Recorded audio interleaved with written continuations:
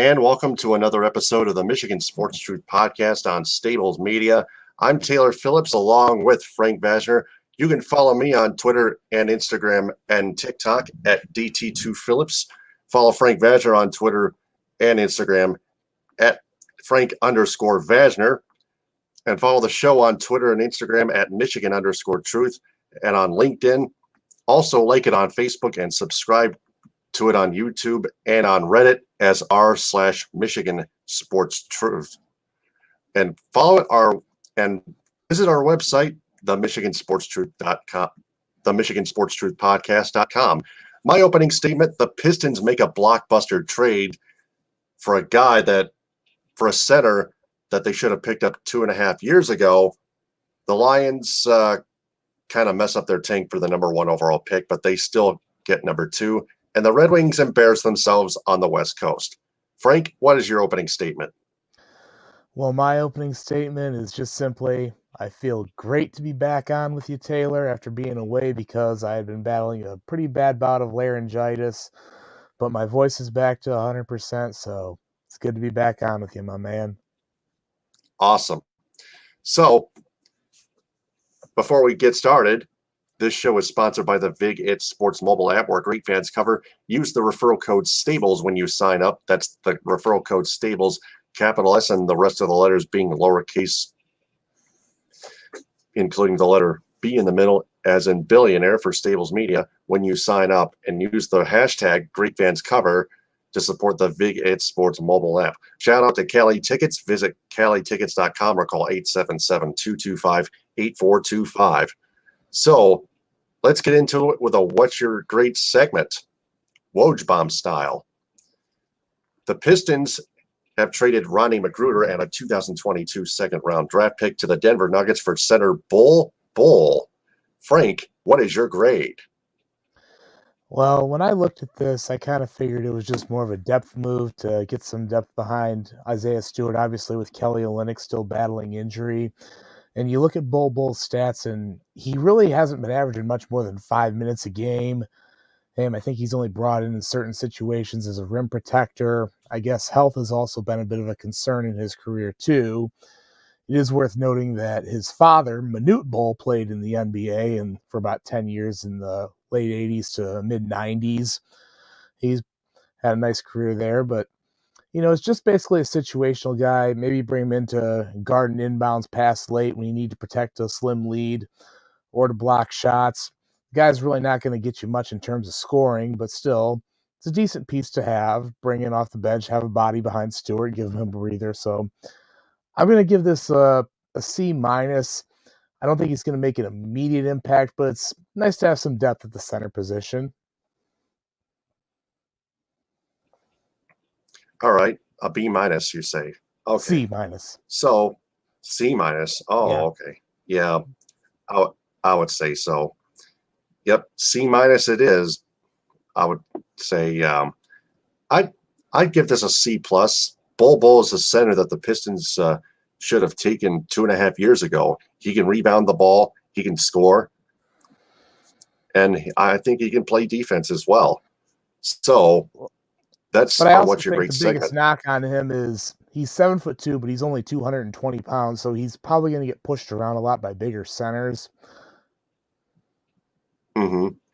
Yeah, he might. Yeah, it's the body weight that also factors in. So that's Pistons, and that's our What's Your Great segment. The folly of the week is something I would like to, make up as a segment. So the Red Wings getting outshot 27-2 in the first period in a 4-0 loss to the Los Angeles Kings at Crypto.com Arena Saturday night. And they lost 4-0 as a result. It was 10-10 shots apiece, Wings and Ducks after one. The Ducks led 1-0. The Red Wings tied it on a power play goal on a 5-on-3 goal by Filip Hronek. It was a slap shot. So we're still tied at 1 as far as I'm concerned. Hronek from Sider and Bertuzzi at 21 seconds into the first period. And Dylan Larkin has an upper body injury and won't return. That's a shame. Wings lose their captain. So the Lions beat the Green Bay Packers 37-30 at Ford Field.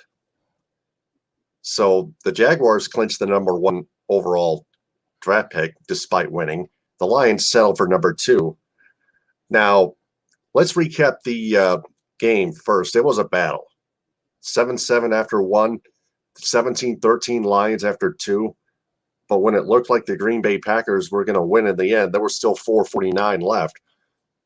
The Detroit Lions were marching. The Detroit Lions were marching down the field. The Detroit Lions were marching down the field, and DeAndre Swift capped off that scoring drive with a 15-yard touchdown run. An end around left, smart move, because he knew he can't go up the middle all the time. And he found lots of running room. He used his speed and took advantage. Lions went back up 34-30, and then they intercepted the ball twice with a field goal to almost seal it from Riley Patterson, a chip shot. Tracy Walker came up with that second interception, and that was it. Jordan Love played the entire second half. Aaron Rodgers, I think, was injured, but I didn't hear of it. I believe that Matt LaFleur pulled him just to avoid any injury because the Packers are the number 1 seed in the NFC going into the playoffs. Oh, yeah, that's true. So on that end, to that end, there was no injury. So, yep, there's that. And now, who could be the first overall pick in the NFL draft later this year? Either Aiden Hutchinson or Tom Thibodeau. Kayvon Thibodeau. Thank you. I actually do have another name that could possibly sneak up to number 1, but I'll let you go ahead with what you were going to say, Taylor. Yeah, either Kayvon Thibodeau or Aiden Hutchinson.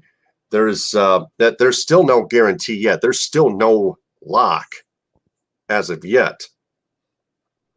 Yeah, because you still got the combine to go through and the Senior Bowl and all that stuff. Obviously, Hutchinson's probably going to be participating in one of the Senior Bowls that's going to be coming up at the end of January.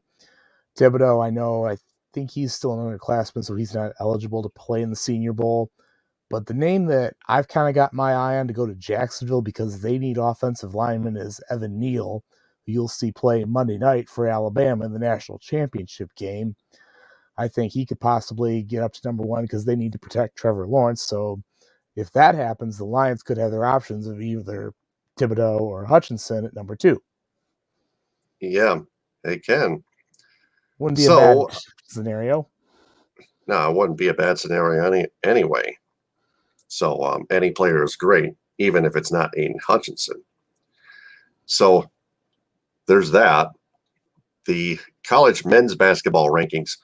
The Michigan State Spartans have climbed up slowly to 10th. They beat Nebraska 79-67, and then they had their game against Michigan postponed because Michigan was having COVID-related issues. They had their game against Purdue postponed as well. So yeah, that was supposed to be this coming Tuesday. I mean, obviously it sucks to have the game canceled because of COVID. And I know the Omicron variant's really been a problem, but I don't think it's going to be too serious for Michigan's basketball program because I believe everybody in the locker room, including the coaches, are all fully vaccinated because I know the university's really been pushing that for their coaches and athletes. So hopefully they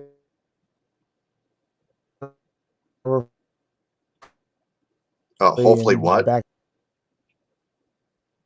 Hopefully they what? can get them rescheduled in a timely manner, and they get rescheduled in a timely manner. Okay, gotcha. All right, yes. So yeah. Hopefully they do. So yeah, remember when the Spartans went down due to COVID last year? Yeah, I do, and I know they were having some issues after Christmas as well. They were without a couple guys when they played against High Point, but I mean, the thing that just goes to show that if you're fully vaccinated, your recovery time is a lot quicker, and and you basically are just dealing with what's a mild cold. Mm-hmm. Yep. All right, so we blazed through everything in like 10 minutes. Yikes. So let's go to the What We've Learned segment. So, Frank, what did you learn? Well, what I've learned tonight is the Lions, even though it's been a pretty bad year, they did what they pretty much needed to do. You brought young guys along, you developed them, and you got a high draft pick as well. I mean, I know we were saying, oh, you got a tank and all that, which you do, but you do like what the Pistons did and how they got Cade Cunningham.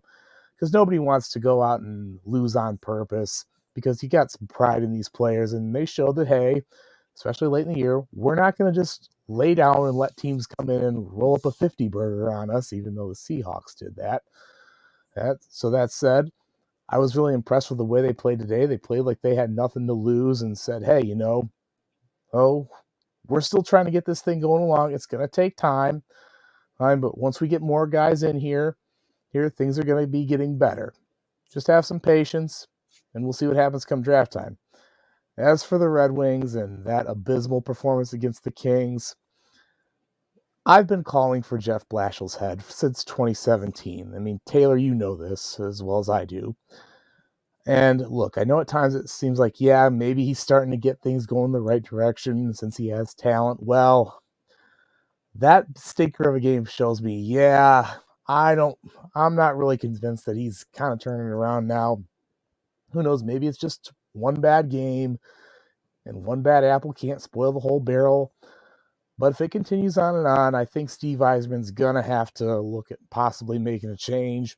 Not saying he will or won't, but only time will tell, because Steve's shown to be patient, and that's what we have to do as well. Yep. And the shots are 18-12 Red Wings, and it's tied at 1 about halfway through this game in Anaheim at Honda Center against the Ducks.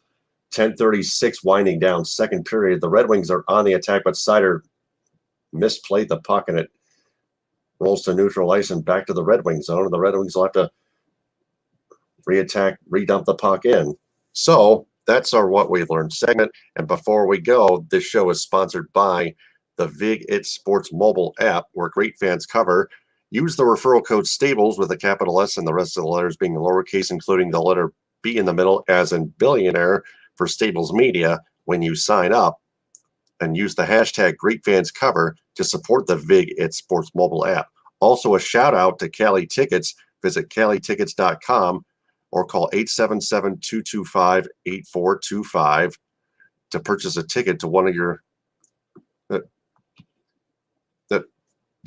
to purchase a ticket to one of their featured events or a featured event of your choice. So our next episode is Sunday at 9 p.m. Eastern Time on Stables Media.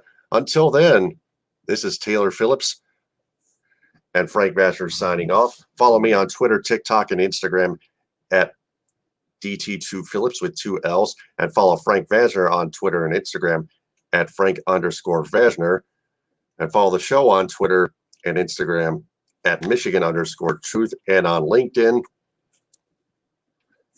Like it on Facebook and subscribe on YouTube and Reddit as r/Michigan Sports Truth, and visit our website, themichigansportstruthpodcast.com. Thanks very much for listening, watching, downloading, and sharing. And remember, the truth is out there. TTFN, ta-ta for now. Power to the people, him behind. We rest our case. Stay safe, stay out of trouble, and stay warm.